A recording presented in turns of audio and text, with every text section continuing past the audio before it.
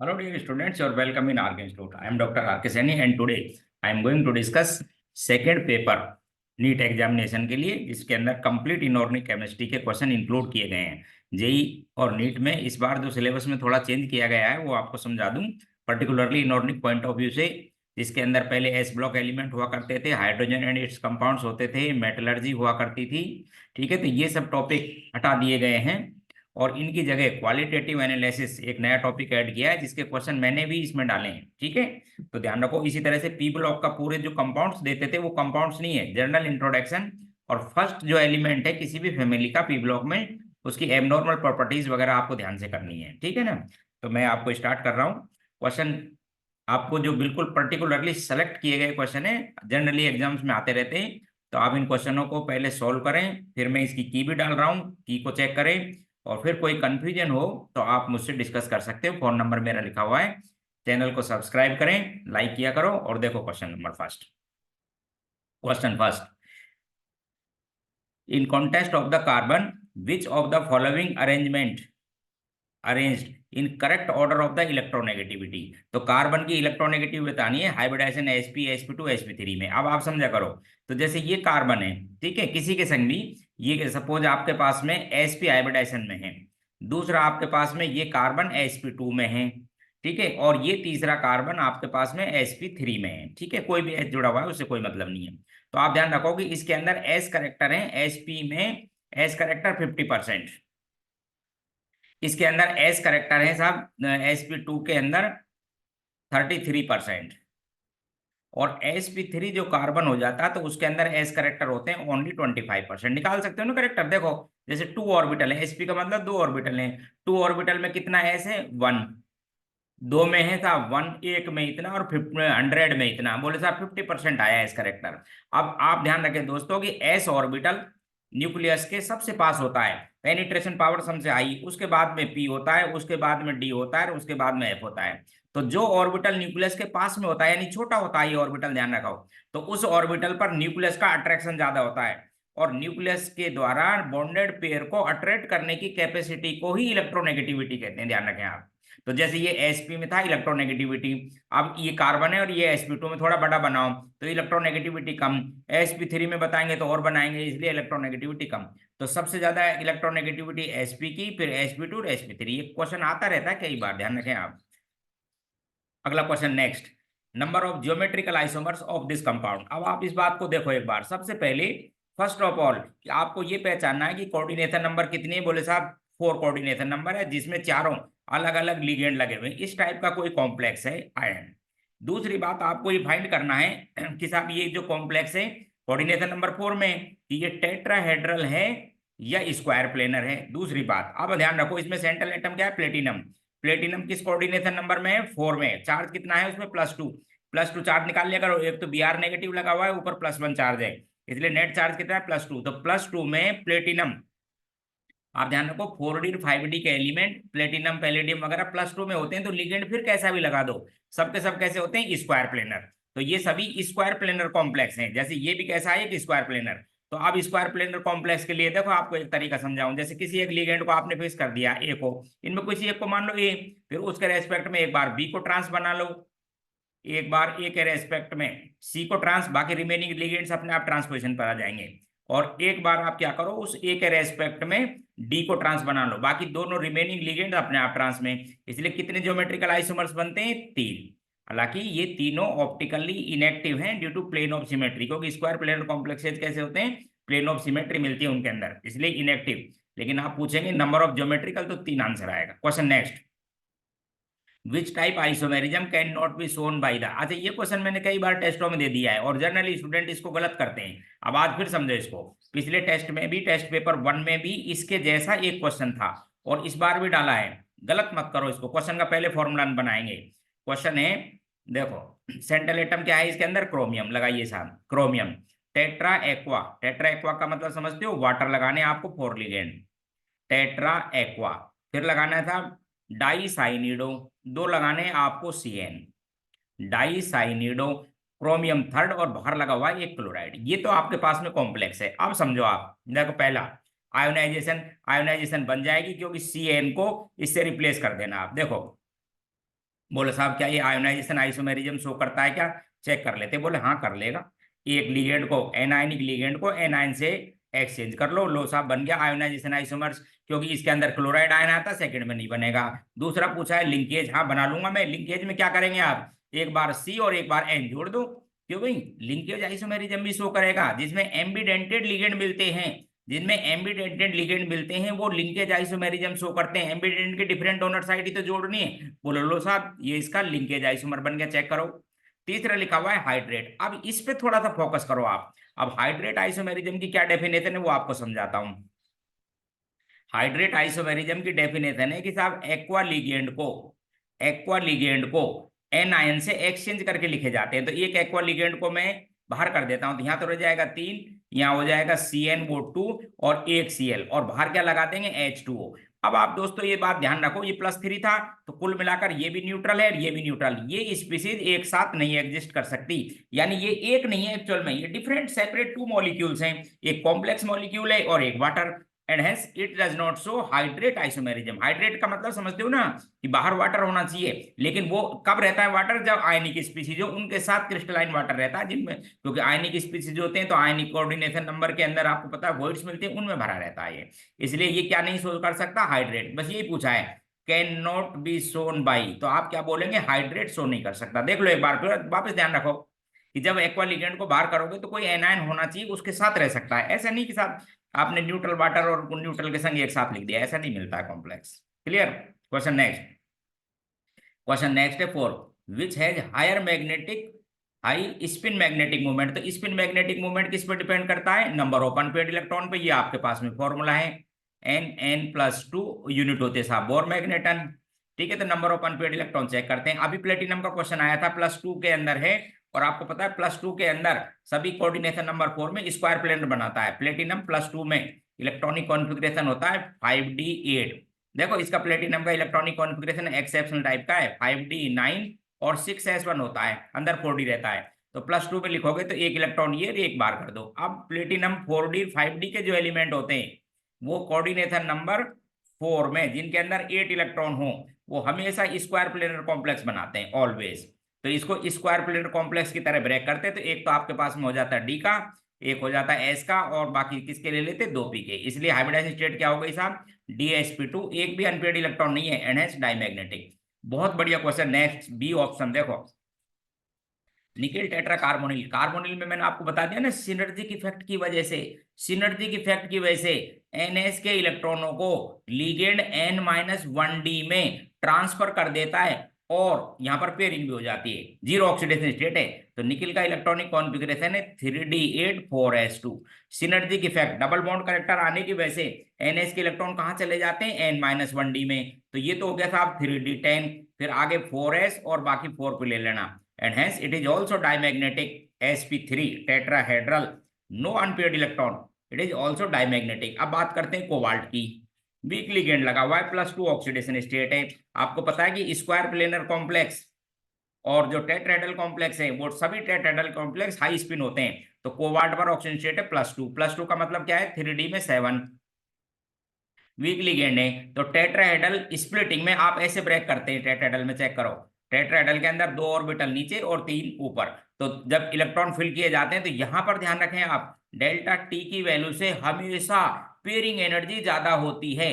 क्या होती है, पेयरिंग एनर्जी। इसलिए पेयर मत करो, ऊपर ले जाओ, ऊपर ले जाइए, ऊपर ले जाइए। 7 इलेक्ट्रॉन है, 5, ये 6 और 7, कितने अनपेड इलेक्ट्रॉन हो गए 3। तो यहाँ पर अनपेड इलेक्ट्रॉन हो गए 3। इसी तरह निकिल का चेक कराता हूं, निकिल भी यहाँ पर, निकिल की क्या ऑक्सीडेशन स्टेट है चेक करो, निकिल +2 में, +2 का मतलब क्या लिखेंगे 3d8, ये भी टेट्राहेड्रल है। तो 3d8 में 7, तो ये 8 इलेक्ट्रॉन यहाँ पर, इसलिए कितने अनपेड इलेक्ट्रॉन मिलेंगे इसमें 2। तो सबसे ज्यादा स्पिन मैग्नेटिक मूवमेंट कोबाल्ट का, थर्ड ऑप्शन। गलत मत किया करो, ध्यान से सोच के किया करो। क्वेश्चन नेक्स्ट 6 को बता रहा हूं, which one of the complex is an outer orbital.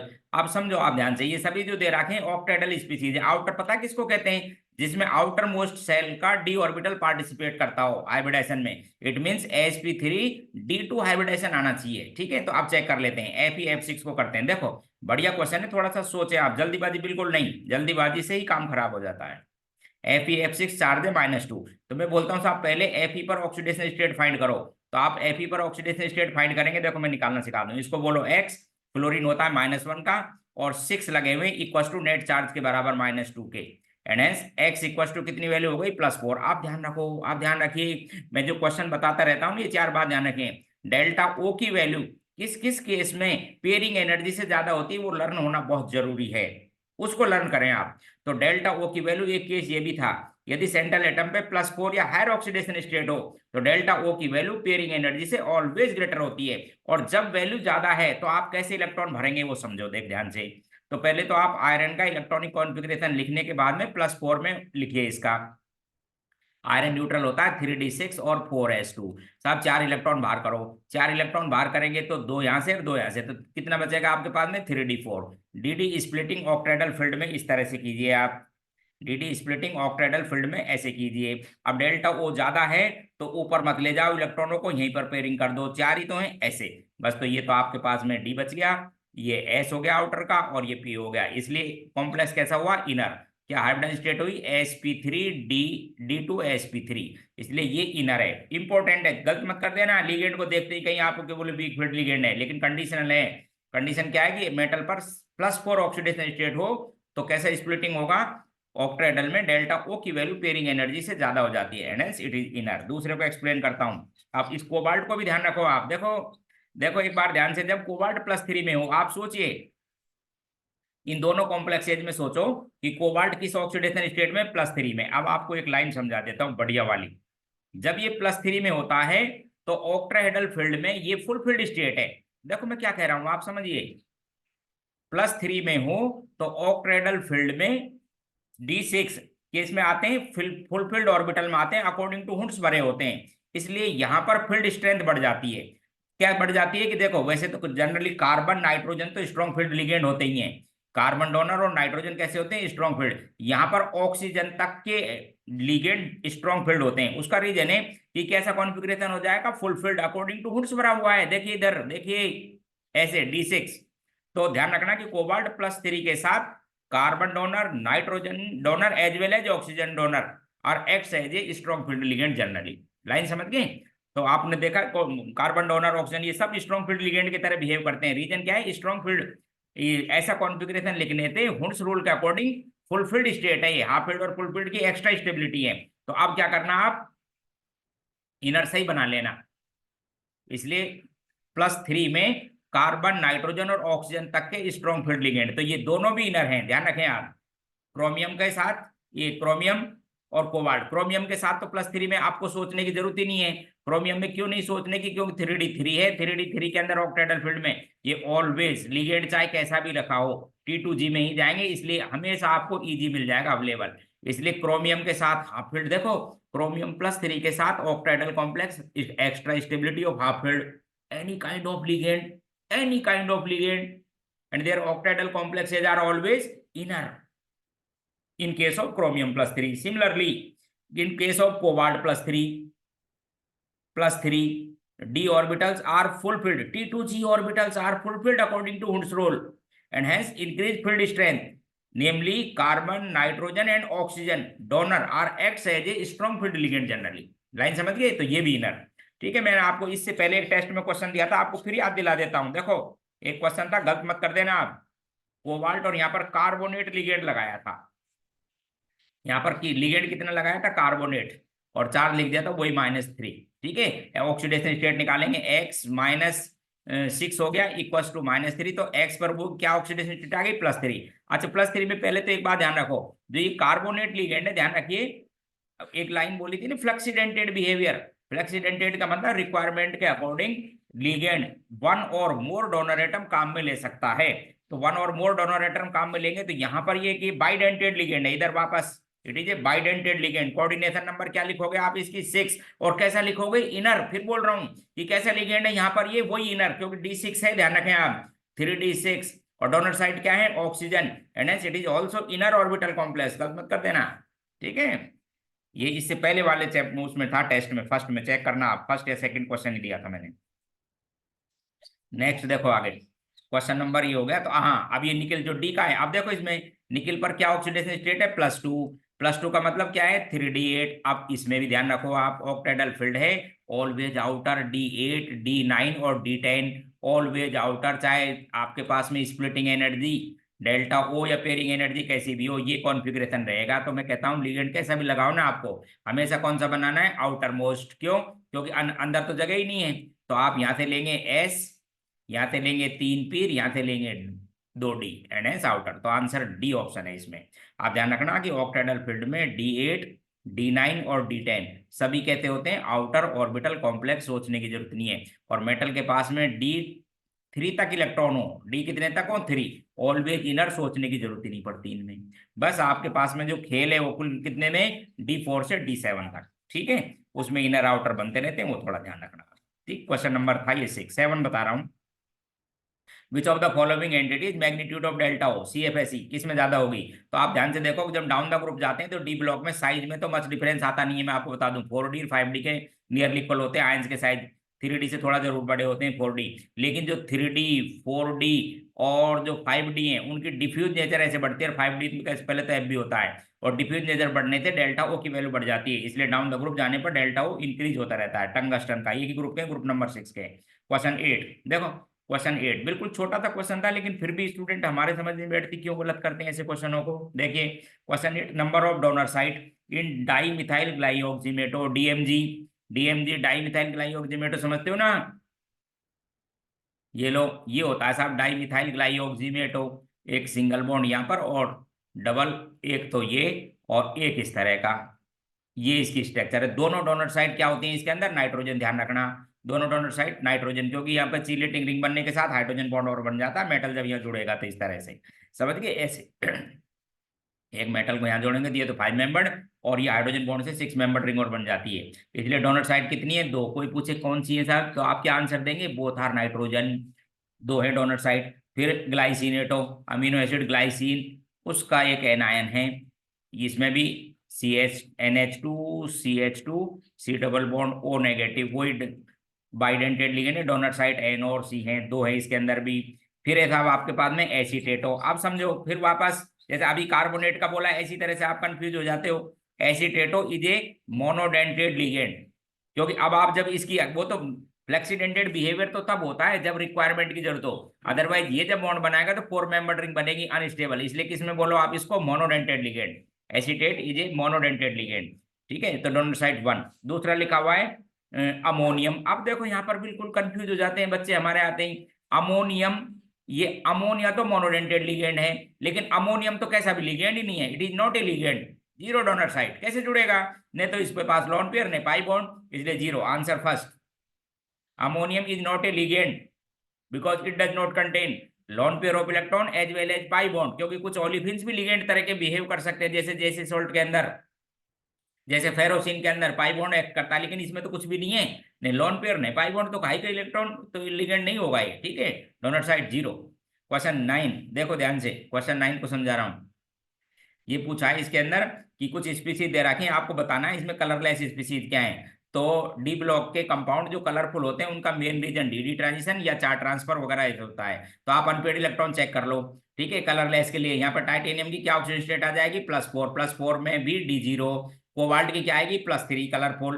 Copper की कितनी आएगी, +1 ऑल्सो कलरलेस, क्योंकि +1 में आपको पता है ना क्या होगा, D10 नो डी ट्रांजिशन। तो यही दो आप आंसर टिक कर दो। निकल में +2 है इसलिए कलरफुल येलो था। नाम बताना है इसका, तो सोडियम, पहले तो देखो सोडियम नाम लिखेंगे कैटायन का, फिर EDTA इथाइलिन डायमीन टेट्राएसीटेटो, फिर लेड, लेड का IUPAC सिंबल या जो सिंबलिक नेम है वो है प्लम्बम। तो इसमें से आयनाइनिक कॉम्प्लेक्स में इसको हटा के IUM को 8 लगा देना, प्लम्बेट, तो नाम है सोडियम ऑक्सीडेशन स्टेट +2 आ जाएगी, क्योंकि EDTA पर -4 चार्ज होता है। तो नाम हुआ सोडियम इथाइलिन डाइअमीन एसीटेटो, ये तो EDTA का नाम हो गया, क्या लिखेंगे, plumbate second, clear, B option. Question number 11 Werner theory से लिया गया क्वेश्चन है, इसके अंदर इनऑर्गेनिक केमिस्ट्री में 10-15 क्वेश्चन तो कोऑर्डिनेशन के हैं, 10-15 क्वेश्चन केमिकल बॉन्डिंग के, और 10-15 क्वेश्चन लिए गए हैं पीरियोडिक टेबल के, तो लगभग 35 क्वेश्चन तो इन 3 चैप्टर होते हैं। अब बचे आपके पास में 3, कौन कौन से, क्वालिटेटिव एनालिसिस 3-4 क्वेश्चन डालें, पी ब्लॉक 3 या 4 क्वेश्चन उसके अंदर हैं, और एक चैप्टर और कौन सा बच गया आपके पास में इनऑर्गेनिक केमिस्ट्री में, 3 ही तो चैप्टर हैं ये, तो इस तरह से एक आपके पास में इनऑर्गेनिक केमिस्ट्री में तो 3 चैप्टर उसके अंदर डाले गए हैं, 3 क्वेश्चन, लगभग 10 क्वेश्चन है ये।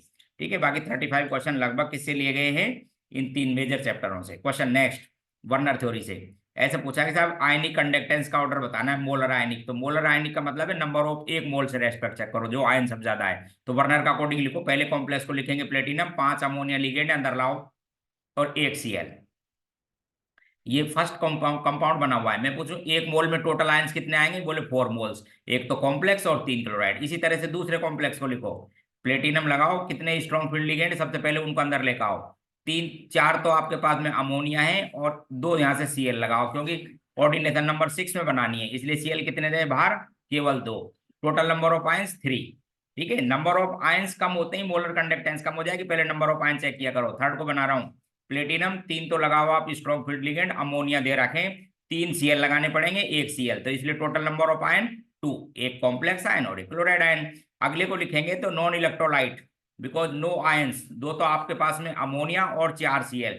ठीक है, इसलिए टोटल नंबर ऑफ आयंस 0, इसलिए क्या बोलेंगे आप इसको, नॉन इलेक्ट्रोलाइट। क्या बोलेंगे, नॉन इलेक्ट्रोलाइट। तो सबसे हाई कंडक्टेंस फर्स्ट की, थोड़ी कम सेकंड की, और आंसर बी ऑप्शन। चेक करो, which of the following is heteroleptic complex. अच्छा, ऐसे क्वेश्चन आता रहता है, डेफिनेशन दे, which one is heteroleptic, which one is homoleptic. Last year की क्वेश्चन था नीट में, आपको समझा देता हूं। तो हेटेरोलेप्टिक का मतलब समझते हो, या तो डिफरेंट काइंड के लिगेंड जुड़े हों, ध्यान से सुनो, डिफरेंट काइंड के लिगेंड, डिफरेंट काइंड के लिगेंड जुड़े हों मेटल से, या फिर different donor atom attached with metal atom, then they are known as heteroleptic. जैसे देखिए इधर ध्यान से, हेटेरोलेप्टिक में पहले में वाटर जुड़ रहा है, वन काइंड है होमोलेप्टिक, वन काइंड है इथाइलिन होमोलेप्टिक, वन काइंड है कार्बोनेट, देखो अभी थोड़ी देर पहले बता रहा था, वन काइंड है कार्बोनेट होमोलेप्टिक, और यहाँ पर क्या है, हेटेरोलेप्टिक। लीगेंड तो एक है, लेकिन आपको पता है कि ईडीटीए के अंदर डोनर साइट अलग है, 2 तो नाइट्रोजन है और 4 डोनर साइट क्या है इसके अंदर, ओ, एंड एस हेटेरोलेप्टिक, चाहे लीगेंड वन ही हो, भूल मत जाना।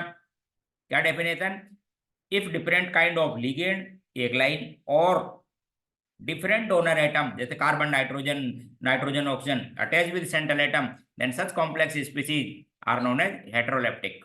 विच वन, हाँ देखो, अब ये है आपके पास सॉल्ट एनालिसिस से, विच of the following compound soluble in warm water but insoluble in cold water. तो आपको बता देता हूं, फर्स्ट ग्रुप में जो बेसिक रेडिकल का ग्रुप नंबर फर्स्ट है, उसके अंदर 3 ये रेडिकल्स हैं, 3 रेडिकल्स हैं, मर्क्यूरस आयन है, सिल्वर है, और ग्रुप रिएजेंट है HCl। जब आप HCl डालते हो तो तीनों के व्हाइट कलर के क्लोराइड्स बनते हैं जो इनसॉल्युबल हैं, समझ गए, तीनों के क्या बनते हैं, व्हाइट कलर के क्लोराइड्स बनते हैं, तीनों इनसॉल्युबल। अब जब इनमें टेस्ट करते हैं तो सबसे पहले क्या करते हैं, इनसॉल्युबल में हॉट वाटर डाल के देखते हैं, जब ये डिजोल्व हो जाता है हॉट वाटर में सॉल्युबल, और फिर रूम टेम्परेचर पर रख दो, वापस प्रेसिपिटेट आ जाता है, तो वो होता है लेड, क्योंकि ये क्या है, स्पेरिंगली सॉल्युबल है एक्चुअल में, आपको बता देता हूं। इसलिए इस लेड आयन को सेकंड ग्रुप में भी रखा गया है बेसिक रेडिकल में, वहां सल्फाइड की फॉर्म में कंप्लीट प्रेसिपिटेशन होता है इसका। तो लाइन ये ध्यान रखें कि इनमें से लेड क्लोराइड एक ऐसा प्रेसिपिटेट है जो हॉट वाटर या वार्म वाटर में सॉल्युबल हो जाता है, कोल्ड वाटर में वापस आ जाता है, इसलिए आंसर क्या लिखोगे, लेड आयन। ठीक है, तो आप इसमें बोलोगे PbCl2 कंपाउंड, और नहीं, वो दोनों ही। Which basic radicals give deep blue compound with potassium ferrocyanide. अब ये भी रेडिकल से टेस्ट लिया गया है, आपको बता देता हूं। पोटेशियम फेरोसाइनाइड क्या है उसके अंदर, K4Fe6, कॉमन नेम ध्यान रखें, K4Fe6। अब 2 होते हैं, आपको बता देता हूं, डीप ब्लू कलर के कंपाउंड, एक तो टर्न्सबल्स ब्लू और एक होता है पर्सियन ब्लू।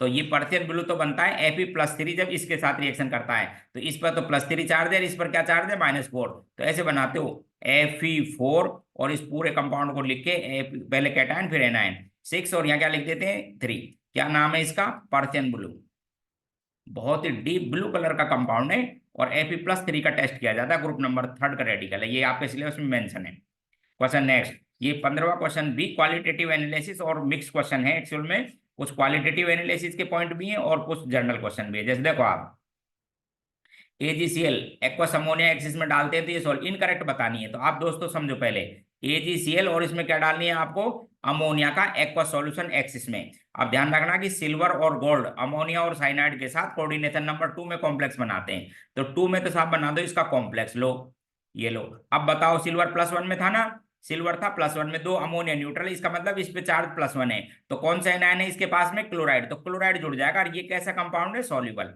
अभी क्वेश्चन था ना कि AgCl, क्वेश्चन नंबर देखो यहाँ पर, क्वेश्चन 13 में AgCl कैसा था? व्हाइट पीपीटी, वाटर में कैसा रहता है? Insoluble, but it is completely soluble in aqueous solution of ammonia और ammonia and make this complex. तो यही गलत है, यहाँ पर OH लिखना गलत है, क्या लिखना चाहिए था? Cl। ये आपको पता है अमोनियम आयन का टेस्ट है, जीरो ग्रुप में नेशनल रिएजेंट के संग ब्राउन प्रकृति आता है, जिसको आयोडाइड ऑफ मिलन्स बेस कहते हैं। स्ट्रक्चर लिखा रखिए मैंने नोट्स में, चेक करना। ये आपके पास में K2Cr2O7 NaNO2 और डाइल्यूट, यानी K2Cr2O7 की एसिडिक मीडियम में नाइट्राइट से रिएक्शन है। तो नाइट्राइट किस में ऑक्सीडाइज कर देता है? ये नाइट्रेट में। और खुद किस में रिड्यूस होता है? क्रोमियम+3 में। और क्रोमियम+3 का कैसे कलर होता है? ग्रीन, इसलिए सही लिखा हुआ है।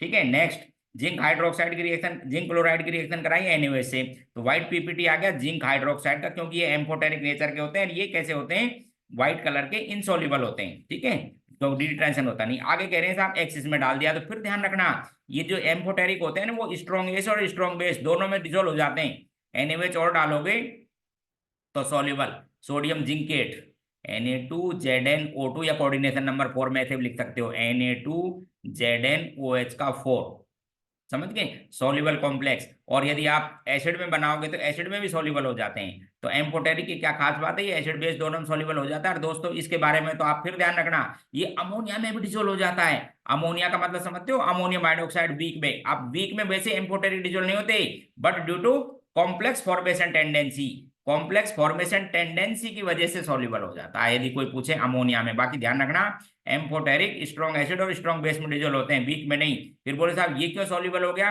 Due to complex formation tendency. अभी जैसे यहाँ पर देखो इधर क्वेश्चन, फिर ध्यान रखना, सपोज यहाँ एल्यूमिनियम हाइड्रोक्साइड होता तो किस में डिजोल्व हो जाता? NaOH में। और किस में? HCl में, अमोनियम हाइड्रोक्साइड में नहीं। देखो, no complex formation tendency. Clear?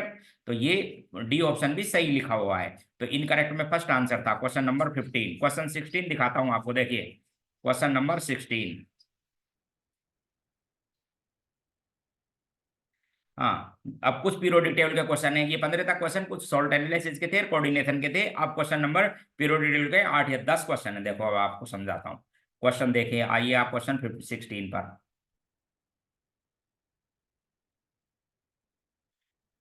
Which is correct order of the ionization potential?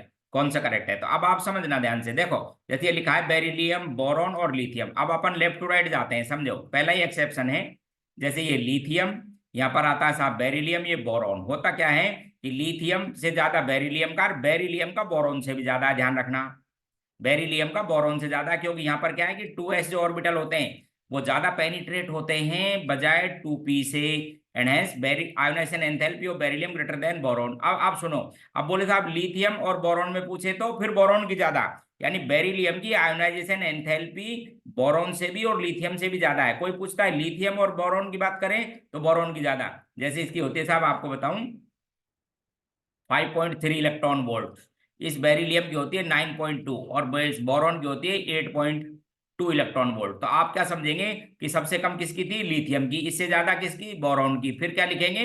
Beryllium. बस ये फर्स्ट आंसर ही सही है आपका, चेक कर लो, देखो कहाँ दिक्कत है।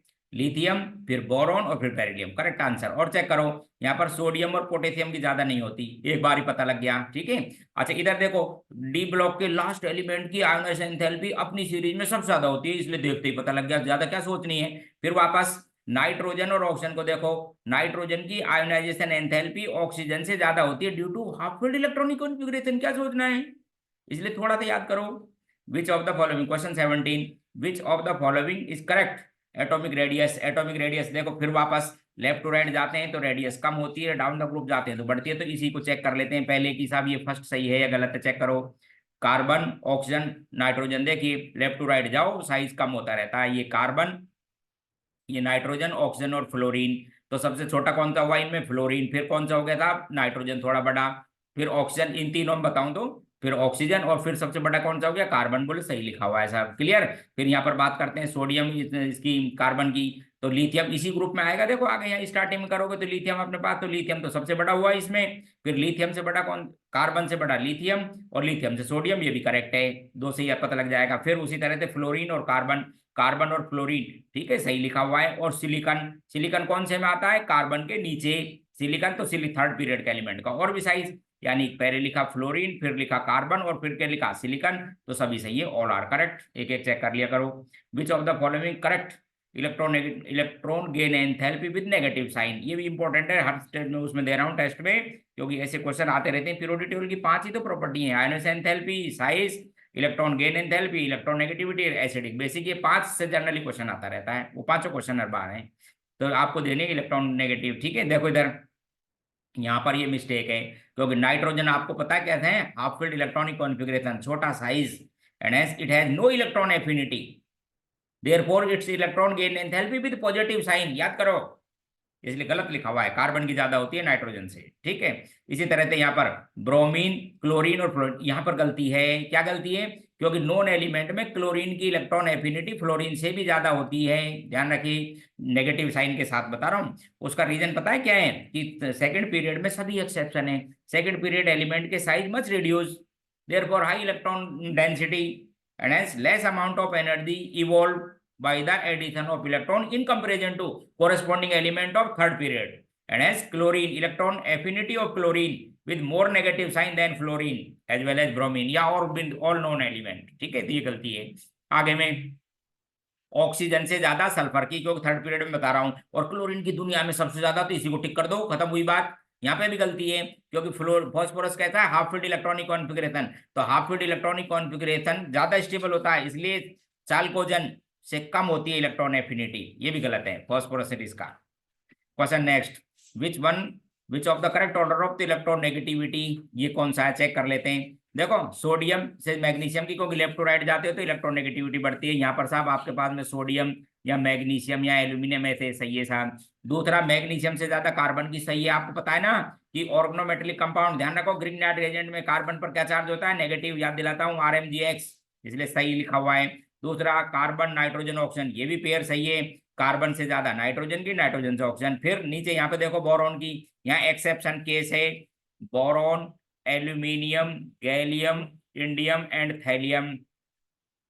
बोरॉन की इलेक्ट्रोनेगेटिविटी 2, एल्यूमिनियम की कम हो जाती है 1.5, और उसके बाद में कम नहीं होती, बढ़ने लग जाती है डिफ्यूज ऑर्बिटल की वजह से, याद करो, इसलिए इलेक्ट्रोनेगेटिविटी सबसे कम किसकी हुई, इन तीनों में एल्यूमिनियम की, फिर उससे ज्यादा गैलियम की, एल्यूमिनियम की, फिर गैलियम की, और फिर किसकी ज्यादा है, बोरॉन की, तो ये भी सही लिखा हुआ है, तो डी ऑप्शन कर दो, ऑल आर करेक्ट। ठीक है, एक एक चेक किया करो। हाँ, विच of the following incorrect order of the metallic radius, metallic nature, metallic nature, आप इसके तो एक लाइन है मेटेलिक नेचर की, ध्यान हो तो, कि किसी पीरियड में लेफ्ट टू राइट जाते हैं तो मेटेलिक नेचर डिक्रीज, और ग्रुप में टॉप टू बॉटम जाते हैं तो मेटेलिक नेचर इंक्रीज, और कुछ नहीं बताना, बस देखो अब आप देखिए अरेंजमेंट ही तो चेक करना है। डाउन द ग्रुप गए, carbon, silicon, germanium, metallic nature बढ़ती है साहब, ये लो, यहाँ पर बेरिलियम, लिथियम और सोडियम, ठीक है, ये भी सही है, beryllium, lithium and sodium, left to right गए या राइट से लेफ्ट की ओर मेटेलिक नेचर बढ़ती है, डाउन द ग्रुप गए तब भी बढ़ती है, ये भी सही लिखा हुआ है। फिर नाइट्रोजन नॉन मेटल, उससे बढ़िया कौन सा है आपके पास में, एल्यूमिनियम मेटेलिक, और एल्यूमिनियम से क्या है, मैग्नीशियम, ये भी सही लिखा हुआ है, ध्यान रखना, क्योंकि इधर आप जाएंगे सोडियम, इधर मैग्नीशियम और इधर एल्यूमिनियम, मेटेलिक नेचर कम होती रहती है, एस ब्लॉक के एलिमेंट बेस्ट मेटल है in comparison to P block, ये भी सही है। ये गलत लिखा हुआ है, क्योंकि कैल्शियम, टाइटेनियम ये फोर्थ पीरियड के एलिमेंट है, या पोटेशियम, यहाँ पे आता है साहब आपके पास कैल्शियम या स्कैंडियम, ये टाइटेनियम, वेनेडियम, तो ऐसे कम होती है, देखो इसका मतलब कैल्शियम सबसे बेस्ट मेटल था इनमें, इसलिए ये ही इनकरेक्ट है, इनकरेक्ट आंसर देना था। क्लियर। क्वेश्चन 21 पीरियोडिकल क्वेश्चन है, विच of the following correct order of the basic strength of their oxide of the following. अब ऑक्साइड की बेसिक स्ट्रेंथ, ये मैं हर बार डाल रहा हूँ, ध्यान रखना, ये 500 प्रॉपर्टी में बेसिक, एसिडिक, बेसिक भी आते हैं, जैसे लिथियम, जिंक, और ये अब ऑक्साइड बनाते हैं साहब, ये तो जिंक, लिथियम ऑक्साइड बन गया, ये जिंक ऑक्साइड, और ये इसका वाटर, तो ये तो न्यूट्रल है, ये एम्फोटेरिक है, तो इस न्यूट्रल से तो ज्यादा बेसिक है, और ये क्या है आपके पास में, बेसिक, इसलिए फर्स्ट आंसर सही है। यहाँ पर गलती ये है कि बेरिलियम का ऑक्साइड कहता होता है एम्फोटेरिक, और मैग्नीशियम कहता होता है बेसिक, और एल्यूमिनियम फिर एम्फोटेरिक, तो यहाँ गलती है, ये रहा, एल्यूमिनियम तो एम्फोटेरिक है, मैग्नीशियम होता है। यहाँ पर बेसिक नेचर में उल्टा लिखा हुआ है कि क्लोरीन के सभी ऑक्साइड कैसे होते हैं, एसिडिक। लेड तो बेसिक भी होता है, एम्फोटेरिक है इसके, गलत है। इधर कैल्शियम, यहाँ पे भी वही ध्यान रखें कि लिथियम क्या ऑक्साइड मोर बेसिक होता है बजाय किससे, बेरिलियम से, क्योंकि बेरिलियम का ऑक्साइड तो एम्फोटेरिक था, यहाँ गलती है। ठीक, तो answer first. Ion of which element largest radius in aqua solution. अब एक्वा सॉल्यूशन में बात करनी है दोस्तों, गैस में नहीं, एक्वस में। तो एक्वस में क्या हो जाते हैं, ये हाइड्रेटेड। अब जिसका हाइड्रेशन ज्यादा होता है उसका साइज बड़ा होता है, तो लिथियम का साइज है छोटा, इसलिए वाटर के संग ज्यादा हाइड्रेटेड हो जाएगा। तो सबसे बड़ा साइज किसका आ जाएगा, लिथियम का। इसमें पूछा है which element largest size in aqueous, तो बस यही आंसर है, due to high hydration, answer भी यही था। Which configuration associated with highest electron affinity. अब देखो इधर एफिनिटी सबसे ज्यादा किसकी होगी, ध्यान से देखो, ये लिखा हुआ था अब आपके पास में 3s2 3p1 यानी एल्यूमिनियम। ये लिखा हुआ है आपके पास में इसी फैमिली का, इसी इसी ग्रुप का बात करेंगे, इसी पीरियड की बात करें, थर्ड पीरियड चल रहा है, तो ये हाफ फील्ड यानी फॉस्फोरस। अब आपको पता है हाफ फील्ड इलेक्ट्रॉनिक कॉन्फ़िगरेशन की इलेक्ट्रॉन एफिनिटी बहुत कम होती है, नो अट्रैक्शन या बहुत कम, इसलिए ये कम हुआ। फिर इसके बाद में साहब ये कौन सा है, कार्बन। कार्बन फैमिली का सिलिकन। सिलिकन की बहुत ज्यादा है, क्योंकि एक इलेक्ट्रॉन मिलते ही half field electronic configuration gain कर जाता है सबसे ज्यादा। फिर ये आपके पास में एल्कलाइन अर्थ मेटल है, इनकी भी कम या जीरो होती है, क्योंकि इनमें भी आउटर मोस्ट सेल में एनपी में जाना पड़ता है, 3p में, जो न्यूक्लियस से काफी दूर है, इसलिए इलेक्ट्रॉन गेन नहीं करते, बाकी जोड़ने के लिए एनर्जी देनी पड़ती है। प्लस में चार्ज आता है, प्लस में साइन आता है इलेक्ट्रॉन गेन एंथैल्पी का, तो आंसर सी। क्वेश्चन नेक्स्ट 24 दिखाता हूं आपको, तो इनको आप समझें और देखो। फिर एक कोऑर्डिनेशन केमिस्ट्री का लिया है क्वेश्चन, बढ़िया क्वेश्चन था इसलिए इसको भी डाला है। ठीक है, Mg का ईडीटी के साथ कॉम्प्लेक्स है, तो देखो हेक्साडेंटेड कॉम्प्लेक्स है, इसलिए चिलेटिंग इफेक्ट एंट्रोपी जिसमें बहुत बढ़ जाती है, इसलिए एस ब्लॉक के एलिमेंट के साथ भी बना देता है, चार्ज लिखा हुआ है -2। ठीक है, इसमें प्राइमरी वैलेंसी, अब बताओ वर्नर थ्योरी से किसे कहते हैं प्राइमरी वैलेंसी दोस्तों, ऑक्सीडेशन स्टेट को निकालो, ऑक्सीडेशन स्टेट इसको बोलो एक्स, इस पर चार्ज कितना होता है dt पे -4, इक्वल टू चार्ज कितना है -2, and hence x equal to कितना आ गया +2। ये तो प्राइमरी वैलेंसी किसके इक्विवेलेंट है, ऑक्सीडेशन स्टेट के, 2 लिखनी है। और सेकेंडरी वैलेंसी किसके बराबर होती है, कोऑर्डिनेशन नंबर के, कैसा है ये हेक्साडेंटेड, ईडीटी हेक्साडेंटेड है, तो सेकेंडरी वैलेंसी कितनी हो गई साहब 6, 2 एंड 6, ये लो D option. Which electronic configuration associated with largest ionization energy, सबसे ज्यादा वाले में। तो अब आप फिर चेक करो इन वैल्यूओं को, देखो इधर ध्यान से, 2s2 और ये 2p, तो ये तो हो गया था वही बात, कौन सा, बेरिलियम। और ये क्या हो गया, बोरॉन किसकी ज्यादा है, बेरिलियम की। इधर देखो आगे आगे चलो, ये साहब बेरिलियम के नीचे वाला एल्यूमिनियम हो गया, और ये क्या हो गया आपके पास में, इसके नीचे वाला मैग्नीशियम। अब मैग्नीशियम, इसका मतलब बेरिलियम और मैग्नीशियम से आना था आंसर, तो डाउन द ग्रुप जाने पर आयोनाइजेशन एनर्जी कम होती है, इसलिए किसकी बात करेंगे, बेरिलियम की, first answer. Question next, which electronic configuration of the element not possible in ground state, बढ़िया क्वेश्चन, ग्राउंड स्टेट में कौन सा पॉसिबल नहीं है, देखो पहला आर्गन 4s1 3d5 मिलता है ये क्रोमियम का, क्योंकि आपको पता है ना कि हाफ फील्ड इलेक्ट्रॉनिक कॉन्फ़िगरेशन जैसे लिखते हो आप प्रिंसिपल से 3d4 और 4s2 आता है, लेकिन ये नहीं मिलता, क्योंकि हाफ फील्ड इलेक्ट्रॉनिक कॉन्फ़िगरेशन ज्यादा स्टेबल है, इसलिए क्रोमियम का कॉन्फ़िगरेशन मिलता है। ये मिलता है, आपको पता है जिंक का है, ये भी कैडमियम का है, ये नहीं पाया जाता, क्योंकि ये जो है ना हाफ फील्ड और फुल फील्ड जब की जाती है जब लेस एनर्जी डिफरेंस हो, और लेस एनर्जी डिफरेंस कब होता है, जब एनर्जी लेवल हाई हो, यानी डी का साथ में, यानी एन डी, डी से स्टार्ट करो, डी से या एफ से, पी में नहीं होता, इसलिए यही गलत है, हाई एनर्जी डिफरेंस होना चाहिए, तब ऐसा होता है half field full field electronic configuration, तो ये नहीं मिलेगा। क्वेश्चन नेक्स्ट, अब देखो बिल्कुल सिंपल, इसको भी हमारे स्टूडेंटों ने बहुत गलत किया। What is the group number of third period of निकोजन। अब आप समझो मेरी बात, ग्रुप नंबर तो एक ही रहेगा निकोजन का, ये nitrogen, phosphorus, arsenic, antimony, bismuth और कुछ भी हो, किसी भी ग्रुप के एलिमेंट की बात करो, ग्रुप नंबर तो 15 रहना है साहब, ये कि ग्रुप के एलिमेंट है, ग्रुप नंबर ही पूछा था, कुछ नहीं पूछा, यहाँ थर्ड मेंबर लिखते ही कंफ्यूज हो गए student.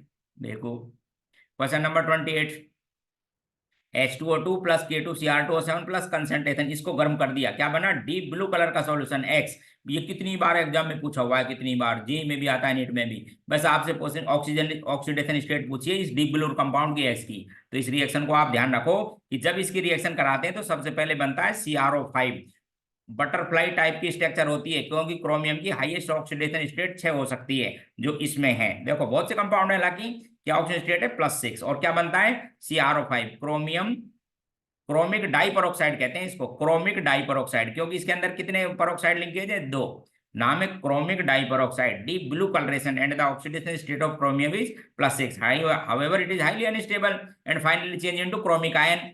Finally change into chromic ion and evolve oxygen gas. करना तो यही है लेकिन बीच में बनता है ये क्वेश्चन से। तो फर्स्ट आंसर आप केमिकल बॉन्डिंग के क्वेश्चन है कुछ। Non linear structure is assume, non linear किसकी है चेक करके देख लो, आप बना के देख लो स्ट्रक्चर। अब देखो पहले में ही जैसे SnCl2 ही है, आप ध्यान से देखो ये टिन के कौन सी फैमिली में आता है, carbon, carbon silicon germanium tin और लेड। तो इसका मतलब है टिन के पास आउटर मोस्ट सेल में 4 इलेक्ट्रॉन है, तो लोन पेयर बचेगा एंड हेंस लीनियर नहीं होगी। यही आंसर है नॉन लीनियर पहला। बाकी सबको बना के देखो, आप सबको बना के देखिए। Cyanate ion linear, sp hybridization बना के देख लो, C double bond O double bond N, इस पर लिख दो नेगेटिव चार्ज, ठीक है। क्या नाम है, साइनेट आयन लीनियर sp। दूसरा कार्बन डाइसल्फाइड को जानते हो, linear sp, NO2 positive linear sp, ये स्ट्रक्चर है sp। तो sp में क्या आती है, लीनियर। तो फर्स्ट आंसर क्वेश्चन नंबर 30। देखो क्वेश्चन 30 को गलत कर देते हैं स्टूडेंट को, समझो। केमिकल बॉन्डिंग का क्वेश्चन है, ध्यान सुनो। NH2 plus so sp2 hybridisation निकाल के देख लेते हैं। NH2 प्लस तो नाइट्रोजन के आउटर मोस्ट सेल में होते हैं साहब 5, प्लस चार्ज लाना है तो एक को बाहर करो, तो क्या हाइब्रिडाइज स्टेट आ गई, sp2 सही है, ठीक है। वेरेज NH2 नेगेटिव सो sp3 निकाल के देखो, NH2 नेगेटिव बनाते हैं तो नाइट्रोजन के आउटर मोस्ट सेल में ये थे 5, नेगेटिव का मतलब ये कहीं से ले लिया तो बिल्कुल सही हो गए साहब, sp3 सही है आंसर। एल्यूमिनियम हाइड्रोक्स, ये एल्यूमिनियम टेट्रा हाइड्रोक्साइड आयन है रेगुलर टेट्राहेड्रल ज्योमेट्री। अब रेगुलर किसको कहते हैं जानते हो, किसको कहते हो, जब सेंट्रल एटम के वैलेंस शेल में ऑल आर बॉन्ड पेयर एक line and all bonded atom और ग्रुप्स आर आइडेंटिकल, नहीं तो लॉन पेयर होना चाहिए और सब कहते होना चाहिए आइडेंटिकल सेम, देन मॉलिक्यूल है सिमेट्रिकल या क्या बोलते हैं रेगुलर। तो ये रेगुलर ज्योमेट्री है।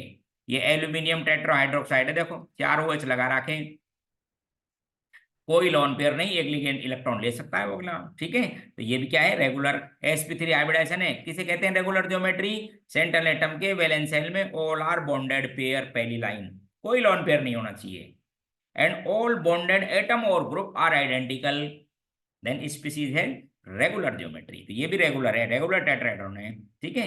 दूसरा equal s and p character in the hybrid orbital of bf3। अब आप bf3 का हाइब्रिड ऑर्बिटल निकालो, तो bf3 में आप हाइब्रिड ऑर्बिटल निकालेंगे तो हाइब्रिड ऑर्बिटल आएगा साहब sp2। अच्छा, इसमें इक्वल करेक्टर कैसे, तो 3 थे, उसमें s करेक्टर कितना हो गया 33%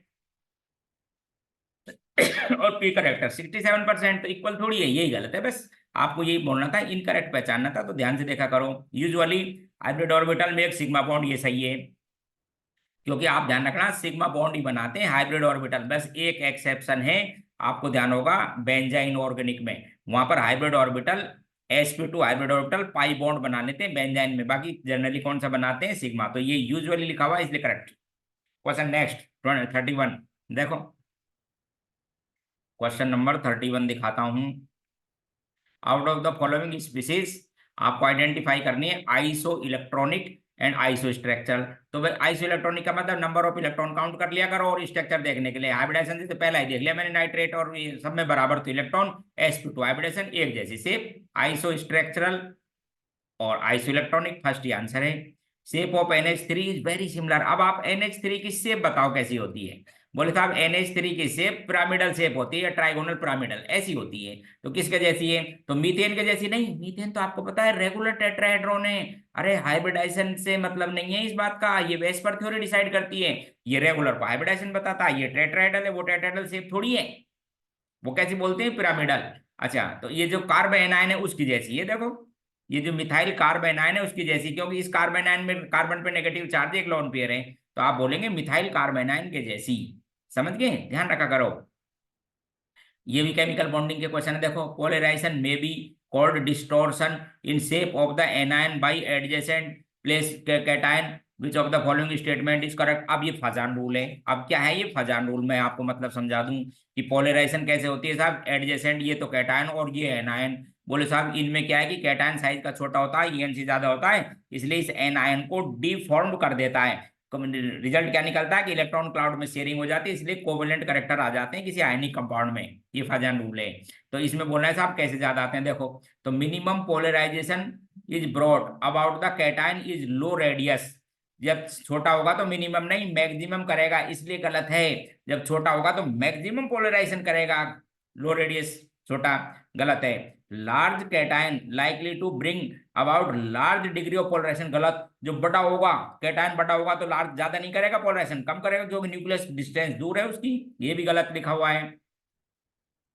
third, maximum polarization is brought about by cation high charge, ये बात सही है। जैसे एक तो सोडियम यहाँ पे लिख दिया जाए +1 का, एक लिख दिया जाए एल्यूमिनियम +3 का, तो जिस पे चार्ज ज्यादा ज्यादा इनके इलेक्ट्रॉन क्लाउड को डिफॉर्म करेगा, इसलिए थर्ड ऑप्शन।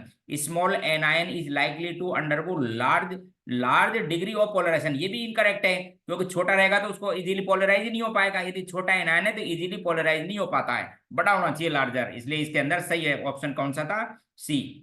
पोलराइजेशन या डेवलपमेंट ऑफ कोवेलेंट करेक्टर या आयनिक character, ionic compound.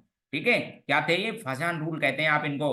Pick out the question 34, pick out among the following species different bond angle then CO2। तो पहले CO2 का बॉन्ड एंगल तो देख लो, है हमारे स्टूडेंट तो ऐसे करते हैं बस देखा टिक मारने मतलब, अरे पहले चेक करो क्या है, क्या है 180, तो ये बोला है कि साहब 180 किसमें नहीं है, पहला एजाइड आयन। आप सबकी बना के देखो केमिकल बॉन्डिंग में, एजाइड आयन की स्ट्रक्चर आप बनाते हो, दो स्ट्रक्चर बनती है, एक तो साहब ये बनती है मोर स्टेबल, तो ये एक ऐसे बना सकते हो, देखो इधर ये एजाइड आयन है, ये क्या है एजाइड आयन, कोई सी बना लो, क्या है सेंट्रल एटम पर SP, इसलिए 180 का ये, तो ये थी इसकी सही, इसकी जैसी, ठीक है। और बना के दिखा देता हूँ स्ट्रक्चर, ये एजाइड आयन की स्ट्रक्चर थी। दूसरा लिखा है साइनेट आयन, अभी थोड़ी देर पहले बनाया था, ये लो साहब ये साइनेट आयन है, इसमें भी क्या है SP, ये भी 180 का है। दूसरा लिखा है कार्बेमाइड, नाम है इसका साइनेमाइड, दूसरा आयन का क्या नाम है, ये रहा N, इसकी CO2 के जैसी स्ट्रक्चर है, चार्ज नेगेटिव इन दोनों पे, नाइट्रोजनों पे, ये भी SP साइनेमाइड कहते हैं, साइनाइड नहीं साइनेमाइड। अच्छा, ये जो NO2 नाइट्राइट लिखा हुआ है, इसमें 180 नहीं हो सकता, क्योंकि इस पे सेंट्रल एटम पर स्ट्रक्चर बना के देखा करो, सेंट्रल एटम पर क्या है sp2, इसलिए बॉन्ड एंगल 120 से कम, तो ये इसका आंसर होगा। बोले साहब 180 किसमें नहीं है, बाकी तीनों में। विच वन इज पैरामैग्नेटिक, तो आप इसको MOT से कीजिए, किससे करोगे इसको, MOT से करेंगे क्वेश्चन को। तो ऑक्सीजन कितने इलेक्ट्रॉन हो गए ऑक्सीजन के अंदर टोटल, ऑक्सीजन में होते हैं 16, दो कम कर दिए तो क्या हो गए 14। नाइट्रोजन की जैसी डाइमैग्नेटिक, इसके अंदर 15 थे, एक बार निकाल दिया, ये भी नाइट्रोजन के जैसी, ठीक है 14। यहाँ पर क्या किया साइनाइड, कार्बन नाइट्रोजन के अंदर कितने होते हैं 13, और एक और ऐड कर रखा 14, तो ये तीनों आइसो इलेक्ट्रॉनिक स्पीसीज हैं, तीनों क्या है आइसो इलेक्ट्रॉनिक स्पीसीज, तो 14 में सभी डायमैग्नेटिक होती हैं, ये चेक करो। और इनमें के अंदर क्या लगता है SP मिक्सिंग, ठीक है 14 तक। अब है आपके पास में साइनाइड आयन, ठीक है CN, कितने इलेक्ट्रॉन है कार्बन में 6, नाइट्रोजन में 7, एक कम करो तो कितने हो गए साहब आपके पास में 12 इलेक्ट्रॉन है। अब आप इसको इलेक्ट्रॉन भरोगे ना, तो देखो ध्यान से, सबसे पहले सिग्मा 1s भरना, सिग्मा स्टार 1s2 भरना, फिर सिग्मा 2s में भरना 2 इलेक्ट्रॉन, 12 इलेक्ट्रॉन फिल करने हैं आपको, फिर सिग्मा स्टार 2s2 में भरना 8, और फिर अब आप ध्यान से देखो, फिर आपको क्या लिखने हैं SP मिक्सिंग लगानी है। SP मिक्सिंग में किसकी एनर्जी ज्यादा रहेगी, सिग्मा की, तो पाई की एनर्जी कम। अब आपको यहाँ 8 हो गए ना, 12 इलेक्ट्रॉन भरने थे, तो एक इलेक्ट्रॉन इधर एक इलेक्ट्रॉन इधर, ठीक है कितने हो गए 10, ये 11 और ये 12, तो ये भी कहती हो गई डायमैग्नेटिक स्पीसीज में पूछा विच of the following is a paramagnetic species, एक बार चेक करो दोबारा, O2+2 कितने 14 इलेक्ट्रॉन डायमैग्नेटिक है, NO+ ये भी 14 डायमैग्नेटिक है, CN ये भी 14, और यहाँ पर CN+ चार्ज लिखा हुआ है, CN+ चार्ज का मतलब कितने हो गए टोटल इलेक्ट्रॉन आपके पास में 6 + 7 13 -1 12 इलेक्ट्रॉन, और 12 इलेक्ट्रॉन में तो ये भी डायमैग्नेटिक आएगी स्पीसीज, स्पीसीज कैसी आएगी डायमैग्नेटिक, तो इसके अंदर पैरामैग्नेटिक नन ऑफ दीज। यदि आपको पैरामैग्नेटिक बतानी थी तो केवल CN लिखने थे, केवल क्या लिखना था आपको CN, क्योंकि इस पर प्लस लिखते हैं तो 12 इलेक्ट्रॉन हो जाएंगे, 12 इलेक्ट्रॉन तो आपको पता है कि ऐसे भरे जाएंगे 2 2 6 8 9 10 11 12, क्योंकि क्या होती है इनके अंदर SP मिक्सिंग, और SP मिक्सिंग में आपको पता है π2px और π2py उनकी एनर्जी क्या होती है इक्वल, तो इसका आंसर कोई नहीं है, नन ऑफ दीज आंसर है इस क्वेश्चन का, ठीक है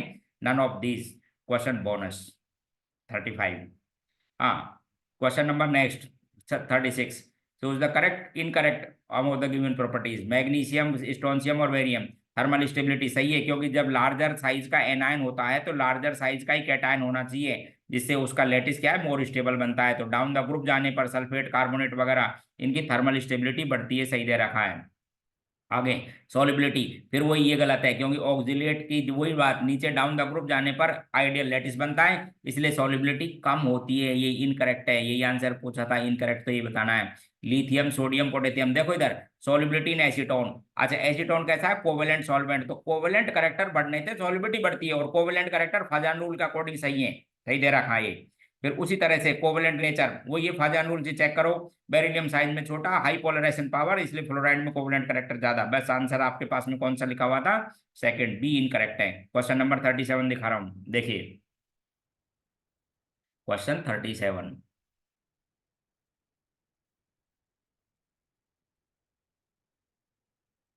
विच have stronger carbon C H bond, ठीक है तो चेक कर लेते हैं, देखो सी एच बॉन्ड किसमें है, पहला लिखा हुआ है एसिटिलीन, ठीक है एसपी करेक्टर है, तो एस की अभी आपको बता दी थी इलेक्ट्रोनेगेटिविटी ज्यादा है, इफेक्टिव ओवरलैपिंग है, साइज छोटा है, लेस डिफ्यूजन है, सबसे स्ट्रॉन्गर यही बॉन्ड होगा। यहाँ पर कौन सा है sp2s, यहाँ पर कौन सा है sp3s और यहाँ पर भी sp3s, इसलिए सबसे स्ट्रॉन्ग बॉन्ड कौन सा होगा, स्ट्रॉन्गर बॉन्ड इस एसिटिलीन में sps से बना हुआ है। Which has zero non zero value of dipole movement, non zero का मतलब पोलर बताना है आपको, जीरो होती तो नॉन पोलर कहते हैं, तो पोलर मॉलिक्यूल बताना था। पहला XeF4 नॉन पोलर है क्योंकि 180 पे हैं सभी, जो एक दूसरे को कैंसिल कर देते हैं, देखो इधर ये लॉन पेयर इस लॉन पेयर की पोलरिटी को खत्म कर देगा, ये 180 पर ये कर देंगे ये कर देंगे, इसलिए नॉन पोलर। दूसरा लिखा हुआ है CH2Cl2, यही है आंसर, ये पोलर है, ये खत्म नहीं करेंगे क्योंकि टेट्राहेड्रल ज्योमेट्री है, ध्यान रखना आप, टेट्रा ये तो 180 होते जब बात बनती है, टेट्राहेड्रल में जैसे इधर देखो ऐसे है ये कंपाउंड, आप ध्यान रखें टेट्राहेड्रल, तो आपको ये कैंसिल आउट नहीं होगी, जैसे इसकी पोलरिटी इस तरह से लिखेंगे ऐसे, यहाँ पर इस तरह से और कार्बन की ओर, तो पोलरिटी मिलेगी मॉलिक्यूल में sp3 टेट्राहेड्रल होने की वजह से, यही पोलर है। CO2 आपको पता है non polar, sp hybridization cancel, ये आपको पता है कैंसिल 180 पर, इसलिए आंसर आएगा CH2Cl2। ठीक है, what is the maximum oxidation state of vanadium, अब ये डी ब्लॉक से लिया है क्वेश्चन, हाँ डी ब्लॉक से भी 3 क्वेश्चन डाले हुए हैं, ध्यान रखना, ये डी ब्लॉक से क्वेश्चन है, जैसे के मैंने K2CR7 वाला था, ठीक है।